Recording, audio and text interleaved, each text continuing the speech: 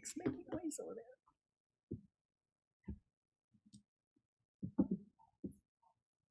Oh, yeah.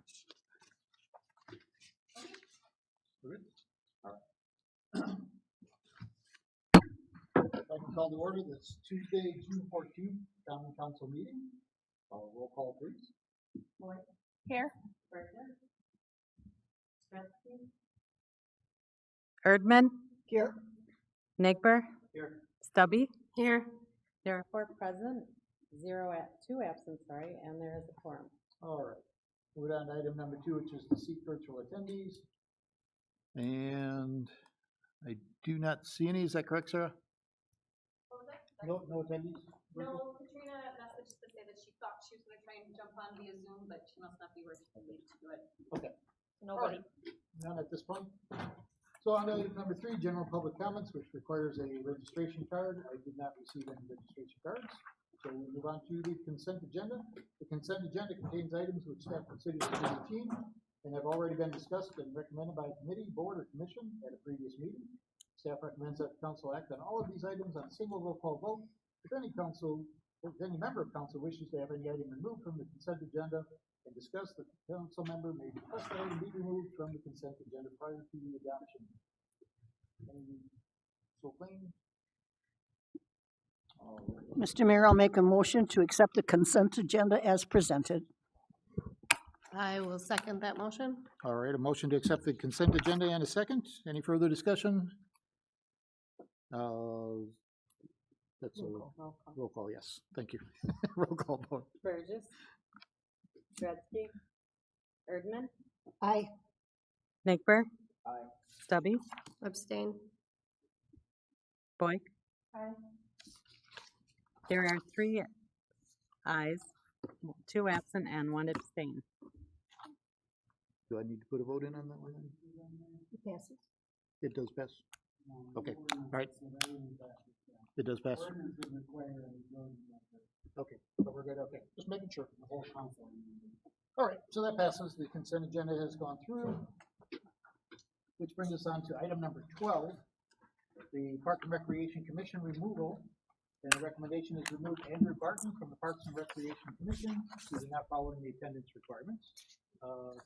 Sarah, if your microphone wants to work. Mine doesn't either, so I have to read. We'll see, maybe it'll turn on. Yes, Andrew Barton was added, 2 months ago.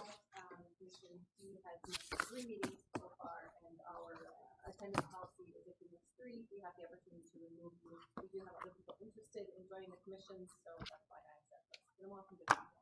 Okay, so No contact whatsoever. We've called, texted, emailed, tried everything that he gave us for contact information, and we've heard absolutely nothing. is this the only commission that Andrew's on? Yes. All right, any questions from the council? I'll make a motion to remove Andrew Barton from Parks and Recreation Commission due to not following the attendance requirements. Second. Okay, motion to remove Andrew Barton from Park and Rec. Any further discussion? All those in favor? Aye. Any opposed? That motion passes. Andrew Barton has been removed. On to item number 13, which is similar, Parks and Recreation Commission appointment. And the recommendation is to accept the mayoral appointment of Brooke A. Thank you, Dovette. Thank you, to the Park and Recreation Commission for a term expiring May 1st, 2024. Sarah, anything on this one, or? Nope, she submitted an application to Rebecca Bays, our director of the senior center and public works or recreation. She was very interested. We do have another person that submitted an application, but they submitted it too late to get on this agenda, so next month we should have another person going on Parks and Recreation. Because we do have another opening, correct? Yes, currently right now we only have 4 spots, and it's a 7-member commission, meaning all 4 need to be present at every meeting to have a quorum. So this gives them a little bit more wiggle room. Okay. Any further discussion on that one? Mr. Mayor, I'd like to make a motion. Sure. I'll make a motion to accept the mayoral appointment of Brooke A. Dolivet to the Park and Rec Commission for the term expiring May 1st, 2024. I'll second. All right, we have a motion and a second to appoint Brooke to the Park and Rec Commission. Any further discussion? All those in favor? Aye. Any opposed? All right, congratulations, Brooke, you are on. On to item number 14, which is the liquor licenses request. The recommendation is accept the liquor license applications with the exceptions as presented. So, Oh, you're, can I talk about it? Sure. Okay, Go so, right ahead. the liquor licenses, the only real issue we're having is with Bijoux, and that is that, he just isn't ready to have the inspections. So everything else, from the health inspector, he followed up and said, and signed off on everything that was an exception. And the only person I haven't heard about or from is the building inspector on the Boyk and.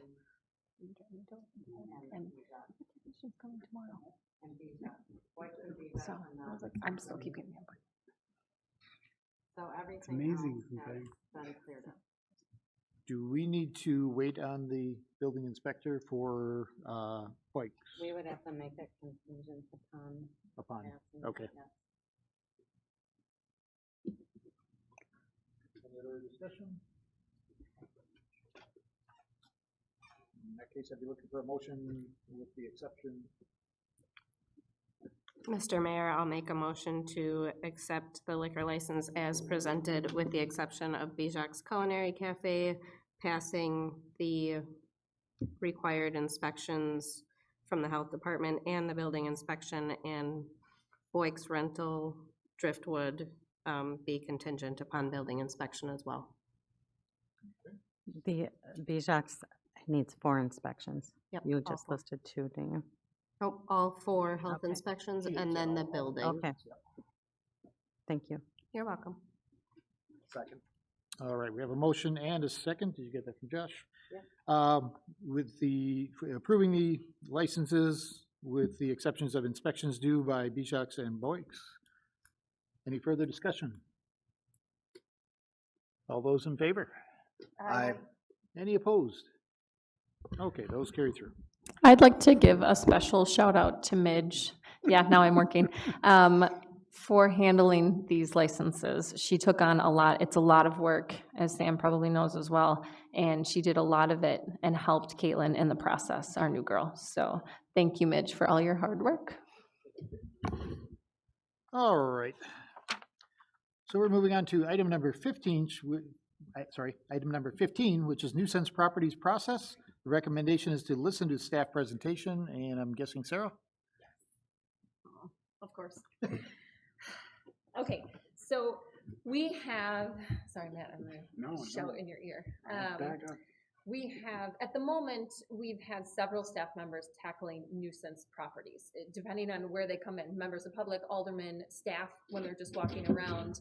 We've had PD initiating claims, we've had, Matt's brought some to our attention in the past, I've brought some, Tim's initiated some, aldermen, like I said, it's coming from a lot of different areas, and when different departments are all in their own process, it tends to get kind of convoluted, and we don't have a connection going at the moment. So some people, like the PD was running with the property, and we had no idea that they were already escalated to a certain point where we kind of try to issue warning letters before we start doing citations, and then escalate it to the PD. So this creates a nice process where we're one starting point, no matter where the nuisance complaint is coming from.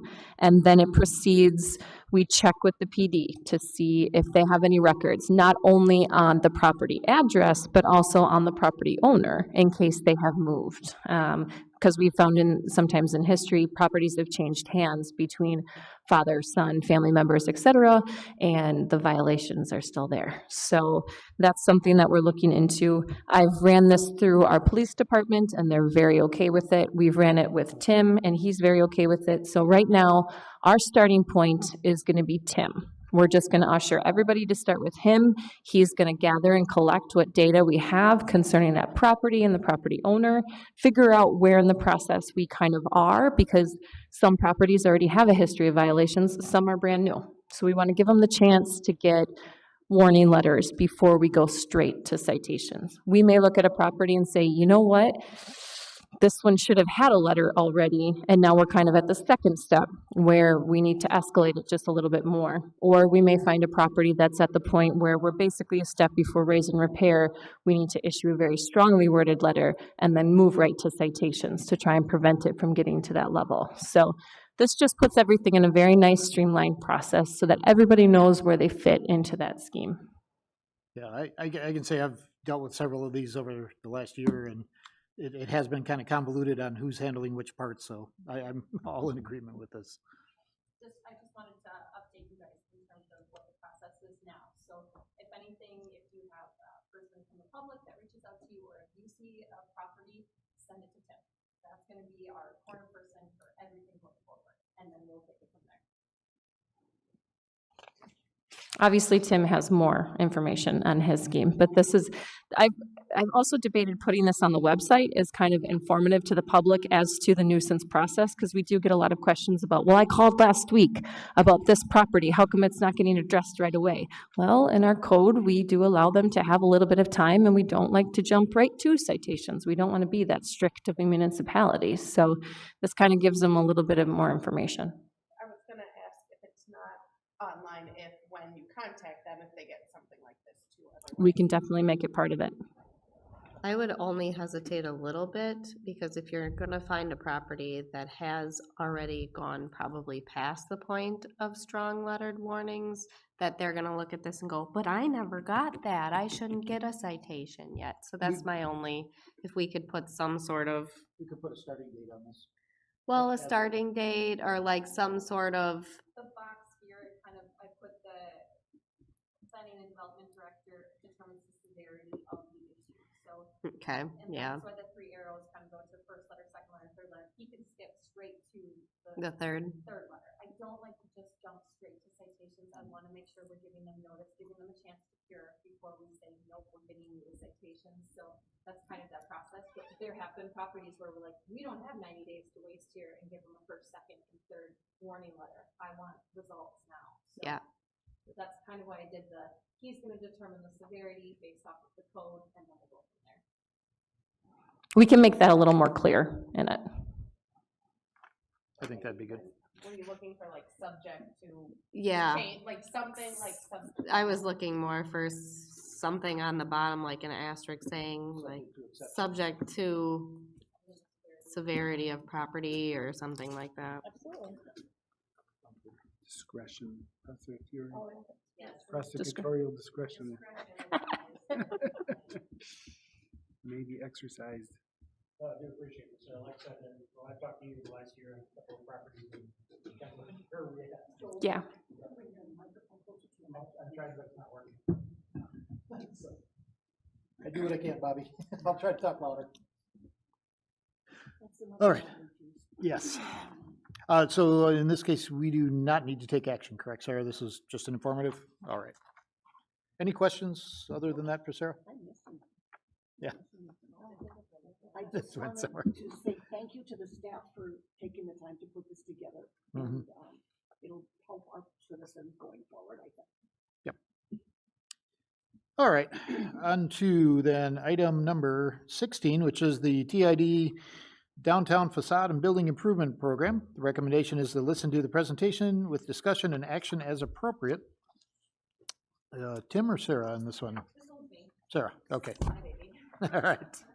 This has been a couple of months in the running for me, and putting all of the information, a lot of research into different municipalities and what they're doing, a lot of research into what our own state allows us to do. And what you've got in front of you is That baby. So I started out by reaching out to businesses and asking them what help do they need?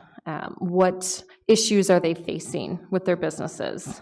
It kind of started as an offshoot of the BCDC Corporation and a revolving loan fund, and then I realized that there's more businesses downtown that we could potentially assist with TID funds. So that's why I had initially brought it to you guys a couple of months ago as something that we were going to look into. The main things that I heard from them were a lot of them wanted to upgrade and update their facades, and a lot of them also have some larger structural issues that they're trying to find the funds to pay for. roofs was a big one. I'd say there's probably 8 businesses downtown that have some serious roof issues. So that was one of the things that we put in here. I put together 2 different programs. There's the TID Facade Improvement Program, and that one is capped at $5,000. It's a matcher, so they have to match whatever they ask for from the TID funds. And I did include basically an asterisk in this saying it's up to council's discretion if you choose to change that. So it gives you a little flexibility in terms of the program itself, but it lists what they can use the funds on. They have to demonstrate that they do need assistance, that they're not just applying for funds to get funds. They have to demonstrate a little bit of need, and it's up to council, of course, to determine if they meet that criteria or not. And then they have to present what they'd like to do to their business. When Tim and I were at a conference this week, we learned a lot about placemaking and small changes that you can make to facades that really invite people in. For example, blade signs, which are, they run perpendicular to the building. They're usually about 7 feet in the air, just right above people's heads. Just very small signs that either have the business's name or some sort of indication about what the business is, because you're not always looking at the awnings or above, like on the second floor, to find the name of the business or what the business all entails. This gives people walking in our downtown an actual indication of what's in each business. And it's very big draws. It looks very nice, and it pulls all of the businesses together when they have it. It kind of creates this cohesive look in the downtown. Well, they still each have their own independent color, design, etc. So that's something that we can suggest. Obviously, we're going to leave it up to the business owners, if it's approved, as to what they'd like the funds to go towards. But this is something else that, because we would be matching, we have a little bit of give in sense of, hey, maybe this is a good idea. This is something we're trying to see in more of our businesses, something that we can add in there, et cetera. So that was something small that can make a very large difference. I have a question kind of related to that. Sure. Currently, we don't have any ordinance that I'm aware of that we have to keep the downtown, the historical value there on some parts. You can make smaller windows. Do we want to look at trying to keep some of that integrity from the historical side around? Well, I did put under design guidelines historic preservation. So I did say that it's encouraged because our code doesn't require it. But in the process of having businesses come and talk to Tim and I about this, I know that we're already talking to them about historic tax benefits. If you're looking and restoring a historic business, we could help you apply for those types of tax credits. It's a little bit of a process, but if they're willing to do it, we're willing to help them with it. So it's not meant to be a standalone program. It's meant to work hand in hand with other things, other financing, other options for them. But it's just a little bit more of assistance to help our downtown. And then, of course, the building improvement program is just, it's very similar, obviously, to the facade improvement program, but it's meant more for interior structure repairs that are needed. That one's bigger, heftier. It's got 15,000 match, because when we priced what businesses were hearing for roof repairs, HVAC repairs, things like that, it was up there. We were talking 50, 60,000.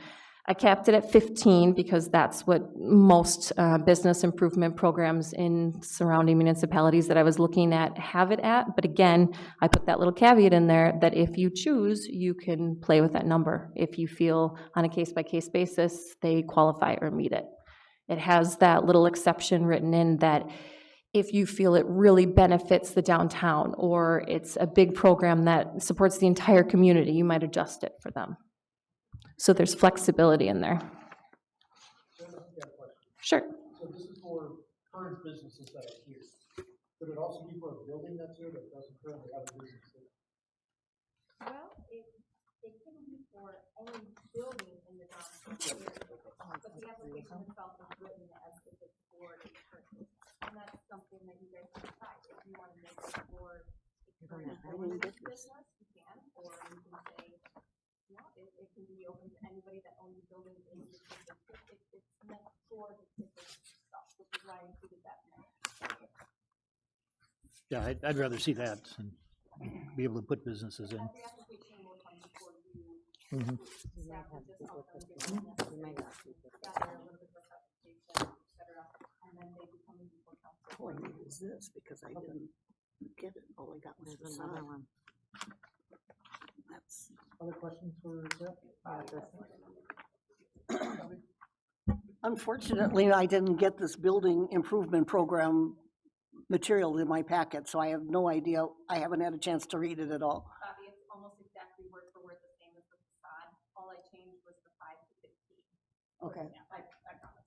And then the eligibility is changed for what they could do with it. So if Yes, instead of being the exterior, it's the interior of the building. That's really the only change. The application process is exactly the same. The requiring some sort of financial application is still the same. This may be a really dumb question. I haven't been on here long enough. Where do these funds come from? The TID. I understand that, but like, how much money is in there? What are we They looking? gave you a budget. I didn't see that. I didn't see that part. 220? Okay.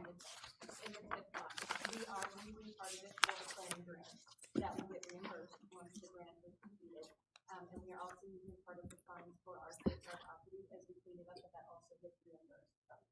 So, but right now, yes, there's $210,000 in that TID. Okay. I don't expect that we'll need to use all of it, but it is the perfect opportunity to use some of it in the downtown. I really like that you have included, this is a matching grant, because a number of years ago, one of the other alphabet groups had a facade program, but they paid the whole thing and people only spent that and didn't do anything else. Or they spent that and then left town. So I like this much better because they have a little skin in the game also. So do we need action on this? Oh, sorry, go ahead. I am just curious, this would be done before their work is done, when they get their quotes and they're like, hey, I'm putting in 5, yes, would you guys match 5? So that's the plan of where they would come. There is a criteria in there that they should not be starting any work. If they're planning on asking for funds, they need to come to us first before starting that work. If they do start work before getting approved for the funds, they risk knowing that they may not get approval because of that. So that's right in the application, that's something that will make very clear to anybody that applies for this.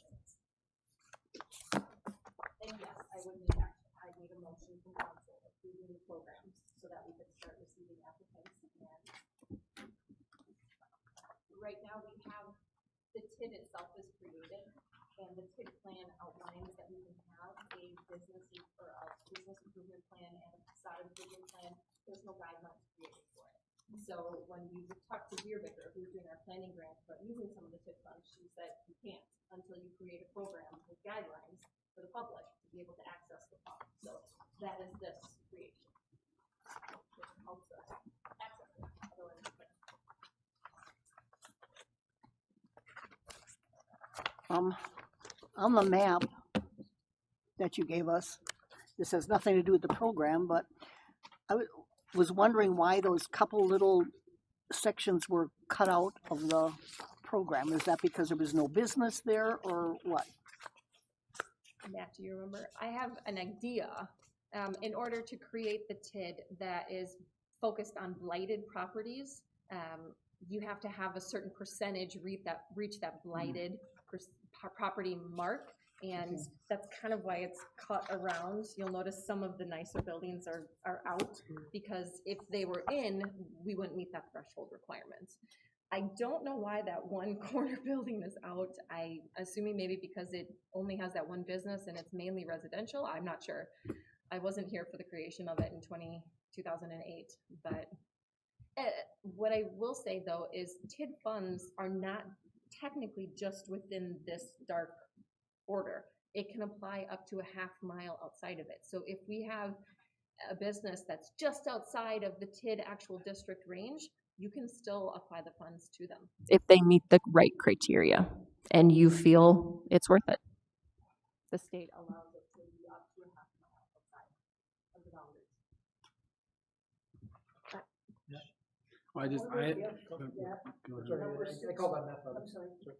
I just had a question on, you mentioned the idea of a roof.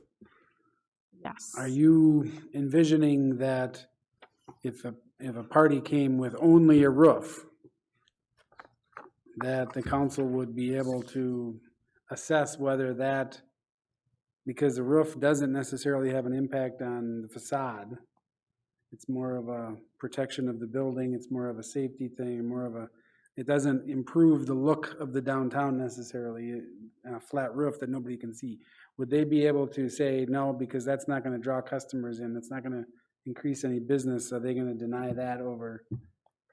Well, that's why there's two programs. Okay, There's the facade improvement program, which has to be, and it literally has in the criteria that it has to be visible from a pedestrian's right of way. They have to be able to see where the improvements facade, are gonna okay, come. I didn't see that. And then the Okay. building improvement program is for internal stuff that pedestrians cannot see, but that they still need help with. Would a roof be on the building one? Yes. Oh, okay. So Yep. it's not internal, but it's It's- not necessarily if everything but the facade? Yes. Okay. Yep. all right, Basically, Okay. yes. Okay. And it does outline some, like it says, interior and exterior improvements, including roof, HVAC, electrical, plumbing, insulation, structural, and ADA-related improvements. Okay. But if, and this is something that we can talk about as people apply for the program, a lot of programs will not allow funds to go towards bringing a building up to code if they've let it fall out of compliance, sort of thing, kind of like our raise and repair orders and things downtown. It would be obviously up to council if that's something that you guys would want the funds to be spent on, but usually they try to keep it towards if you've done your part, but you're suddenly getting hit with a very large expense because something came up, this is a good program for you to help. And Bobby? That's okay, it's not that important. Okay. Oh, yes, go ahead. I do like the idea of changing it for building owners because a lot of new businesses can't open a business in a building that's falling apart. They just don't have those kind of funds, and they're willing to rent a building that's up to date, looks nice, like, oh, all I have to do is set up my item. So I do think it could benefit. Although we do risk they might sell it, but the odds of a business going into a renovated building are much higher than a building that's falling apart. Currently, it says it's available to a property owner or a business tenant with permission from the building owner. So we could change property owner to business owner, or if you're okay with it just being, and again, it's up to you guys. Even if they apply, it would still be up to council to decide if they can get the funds. She was saying that she likes that it's the owner's. Oh, Yeah. I thought you were saying- No, I she's do saying want it s- to make sure that it Yes. also includes the property building owner. owners. Yep. All right, so, if anyone, any more questions, otherwise we'll be looking for a motion to accept the new programs.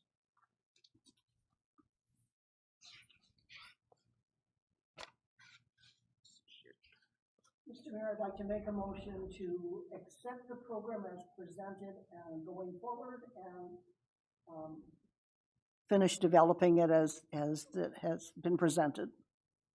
All right. Second. So we have a motion to accept the programs with an S, correct, as presented, and second on that. Any further discussion? All those in favor? Aye. Any opposed? That motion passes, we have two new programs, huh? Somebody didn't put these packets right.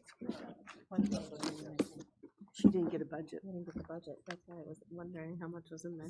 Okay, moving on to item number 17, wanna which is keep the this with you, and I'll get 22 one from you. Lafayette Street cleanup request.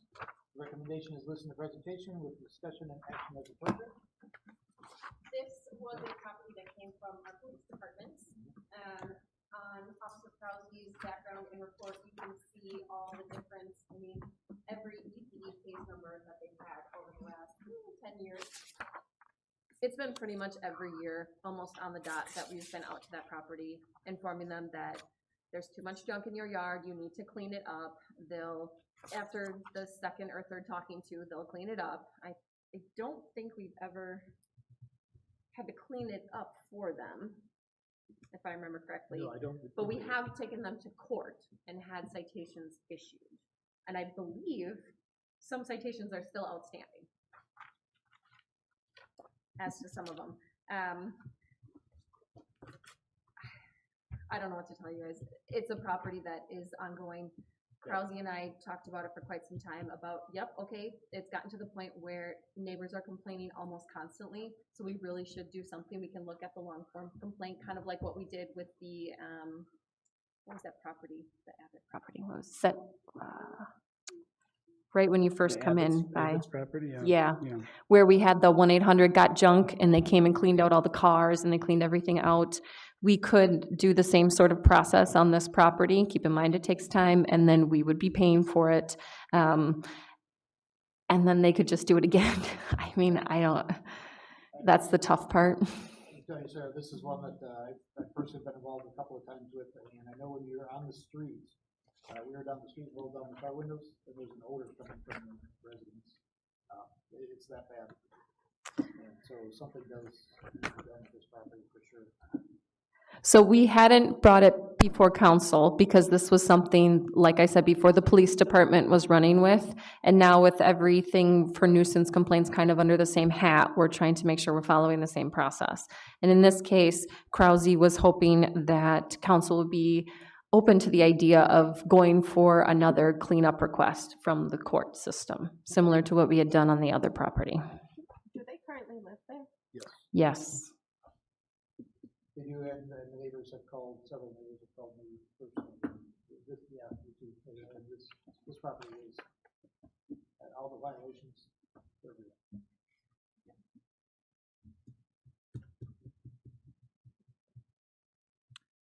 So we're looking for a cleanup request on this one?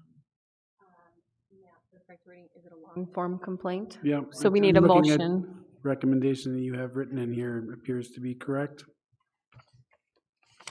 To proceed with a long form complaint, where we'll take it to the courts and ask for permission to literally clean it up ourselves, and then. And like you said, this has been years, this isn't new, so.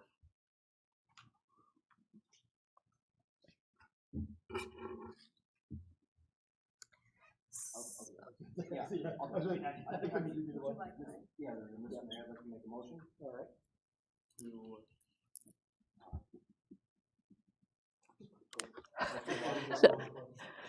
Well, if you have the background sheet, it says, recommendation is to have the city attorney complete a long form complaint on this property, moving the matter to circuit court, to have the city of Berlin clean the property, meeting the requirements of city ordinance, which is on page 20, well, it's my 29 of the PDF, yeah. Yeah. I'll make a motion to have the city attorney complete a long form complaint on this property. Meeting the requirements of the city ordinance. I'll second that motion. Okay, a motion and a second by Sam. Any further comments on this one? I do actually have a go ahead. question. So if it does get to the point where we're cleaning it up, is that something we can tack onto their taxes? Although, looking at their tax history, it looks like they don't care, they'll still pay it, as long as they don't have to do it. But in this case, something still needs to get done, yeah. Okay, so it will So get yes. tacked on in the end. Correct. Perfect. Okay, any other questions or comments? All those in favor? Aye. Any opposed? That motion passes. So, all right, then on to item number 18, which is the 115 West Resville Street, raising the federal update. Recommendation is to listen to the presentation, discussion, and action as appropriate. Tim or Sarah? Okay,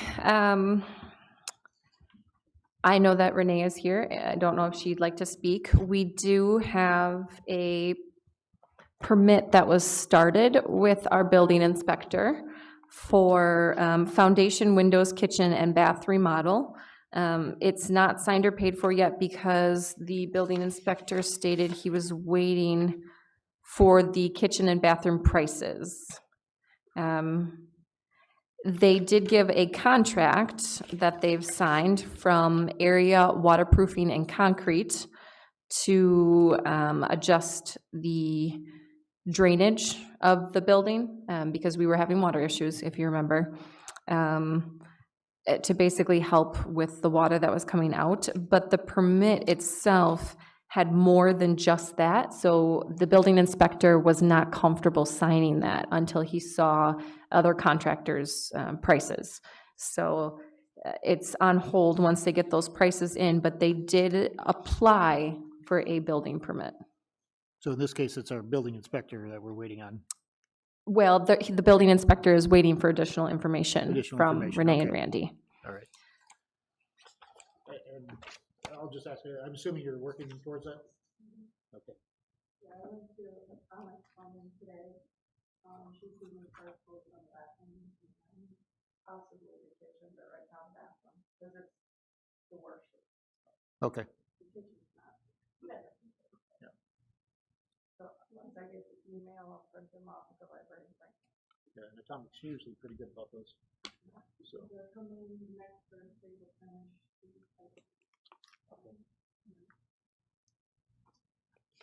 And it is under closed as well, so if you wanted to continue discussion in closed, we can. Any further discussion while we vote? No?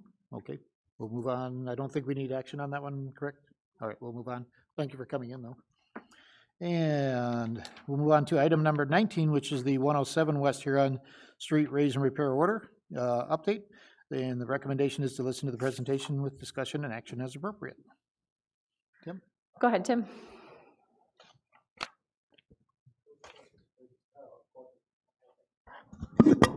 Oh, there we go.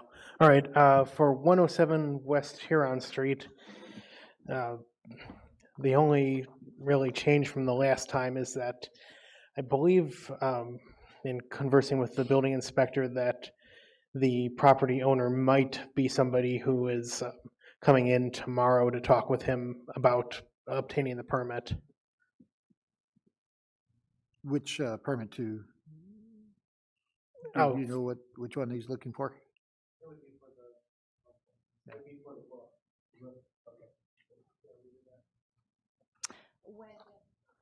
When John Lust inspected the property at I think it was like New Year's Eve, we looked at the property, he said the first thing that they needed to tackle was the roof, because everything was coming through, so they, for sure, the very first thing that they needed to do was the roof, and we did pass that information on to Santiago, and so he is aware of that, and that's why he had reached out and said he was looking at contractors, I believe, but when we did push him and say, you know, this is going to council, we need something, they made a tentative appointment with the building inspector tomorrow. And that's all we have. Was Santiago was the previous owner, correct? Yes. Correct. Oh. Okay, I didn't Israel realize was the that. owner, yeah. Okay. All right. Do we need action on this one, or are we still on a holding pattern? Okay, I guess that's up to council then, what we want to do with 107. That's This also property is close. also enclosed, so if you wanted to discuss it. So we can move to close. Any further comments in open session? Okay, then we'll just move on to item number 20, which is the 271 McKittrick Street Raise and Repair Order update, and same recommendation. So our new building inspector, Brian, went out to the property with Randy, our previous building inspector, and they did see improvements on the property. The roof is almost complete, in terms of everything that needs to get done for it. They had just found one small section that had the tar paper down, but not the sunroof work that's needed. I don't know the technical term.